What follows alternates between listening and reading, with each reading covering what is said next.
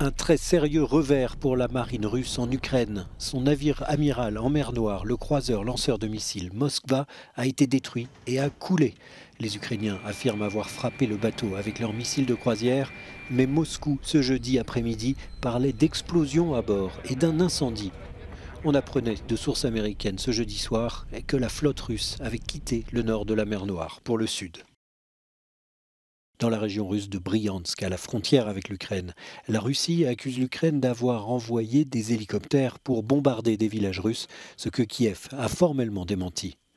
Sur ces images, la progression d'un convoi russe dans la région de Kharkiv a été stoppée net par la destruction d'un pont par les forces ukrainiennes qui affirment l'avoir miné avant le passage des engins russes. Dans le même temps, on pouvait voir à la télévision russe ces images censées être un reportage sur une distribution d'aide par des soldats russes à la population ukrainienne à Kharkiv. Dans cette séquence, une femme explique en russe qu'elle est reconnaissante car elle n'a plus rien et tous les magasins sont fermés. Plus de 4,7 millions de réfugiés ukrainiens ont fui leur pays 50 jours après le début de l'invasion russe. Ceux qui sont restés dans de nombreux cas ont vu leurs possessions, leurs habitations, leur vie s'écrouler. Que faire? Par où commencer? Dit cette femme.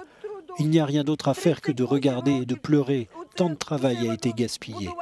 38 ans dans cette maison et ça se termine comme ça.